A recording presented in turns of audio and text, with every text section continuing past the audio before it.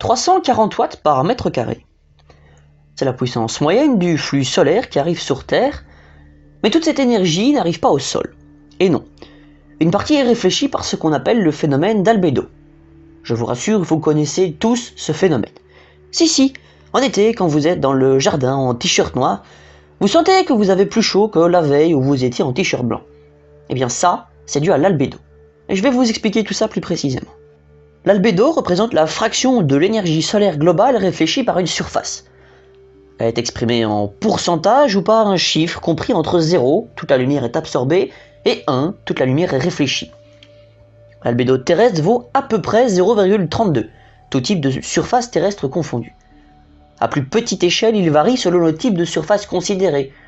Par exemple, l'albédo des océans est d'environ 0,07, très faible fraction réfléchie, alors que celui de la neige peut aller jusqu'à 0,9. Ainsi, sur les 340 watts par mètre carré, l'albédo réfléchit une part importante. Il se divise en deux parties. L'albédo dû à l'atmosphère, environ 87 watts par mètre carré, soit 25% du flux solaire total, et celui dû aux surfaces terrestres, environ 21 watts par mètre carré, soit 6% du flux solaire total. Ouais, mais faut pas pousser, ça doit pas avoir une influence énorme. Allons. Prenons des exemples totalement fictifs, mais assez représentatifs. Si la Terre était par exemple recouverte d'eau, d'un albédo faible d'à peu près 0,08, sa température moyenne serait de 32 degrés environ. Par ailleurs, si elle était par contre totalement recouverte de glace d'un albédo de 0,6, cette température atteindrait 52 degrés en dessous de zéro. Prenons maintenant un exemple historique. Lors de la glaciation de Würm, il y a à peu près 20 000 ans, l'albédo était de 0,38 contre 0,32 environ aujourd'hui. Et la température moyenne du globe avait alors chuté de 5,5 degrés dans des conditions atmosphériques similaires, c'est-à-dire une part de l'albédo de l'atmosphère similaire à maintenant. L'effet de l'albédo est donc loin d'être négligeable. Les éléments participant le plus à l'albédo terrestre sont les suivants: la moyenne des nuages, la neige, la glace et les aérosols. Pour ce qui est des nuages, le sujet est très complexe et on n'est pas encore sûr des changements d'albédo de ceux-ci. Je ferai une vidéo dans quelques mois sur ce sujet. Pour ce qui est des aérosols, c'est un sujet très vaste et assez sensible.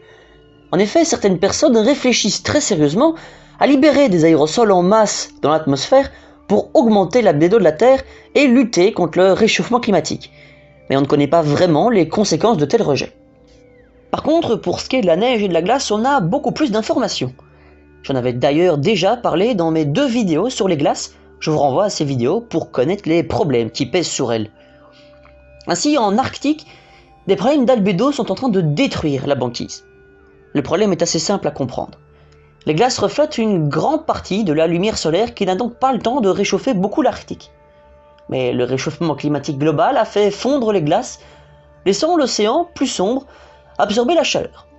Et du coup, moins de réflexion et plus de chaleur qui, in fine, fait fondre la glace et la boucle est bloquée, on recommence le cycle.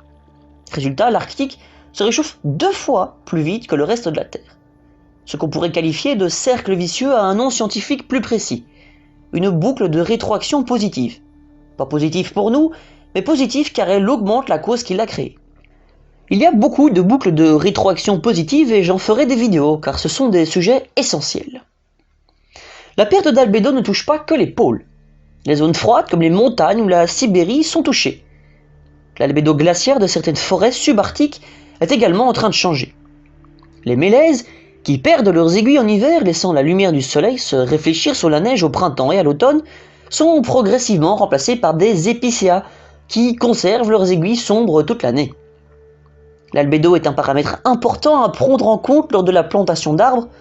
Ainsi, les résineux, qui sont parfois plébiscités pour séquestrer du carbone car ils poussent plus vite que la majorité des feuillus, ont un léger inconvénient. Les résineux reflétant moins de lumière que les feuillus et réchauffent plus l'air ambiant et cela peut contrebalancer les bénéfices de leur stockage supérieur. Il faut aussi garder en tête que planter des forêts sur des zones claires comme des plateaux habituellement enneigés ou un désert peut influencer l'albédo. Mais on peut aussi se servir intelligemment de l'albédo. La ville de Los Angeles peint en blanc certains sols et bâtiments, ce qui permet de faire baisser la température de 6 ou 7 degrés lors des épisodes de forte chaleur ou de canicule. Un dispositif similaire dans la ville de New York, consistant à peindre les toits de peinture blanche réfléchissante, donne une baisse de température allant jusqu'à 15 degrés. Un rapport estime que pour les blocs d'immeubles, peindre en blanc murs et trottoirs permettrait une économie d'énergie liée à la climatisation de 10 à 30%. Cette technique serait alors à privilégier dans les pays chauds, notamment en Europe du Sud et en Afrique du Nord, mais à éviter dans les régions où les hivers sont froids, au risque d'obtenir l'effet inverse, c'est-à-dire une augmentation de la consommation de chauffage. L'albédo est souvent un paramètre oublié quand on parle de climat, et pourtant il a probablement l'un des rôles les plus importants. Je n'ai pas évoqué toutes les modifications envisagées de l'albédo, comme développer des cultures plus claires pour augmenter leur albédo par exemple, car ces techniques rentrent dans ce qu'on appelle la géo-ingénierie, et j'ai prévu d'en faire une vidéo. Maintenant, si vous avez aimé cette vidéo, n'oubliez pas de la liker, de la partager, et surtout, abonnez-vous si ce n'est pas déjà fait.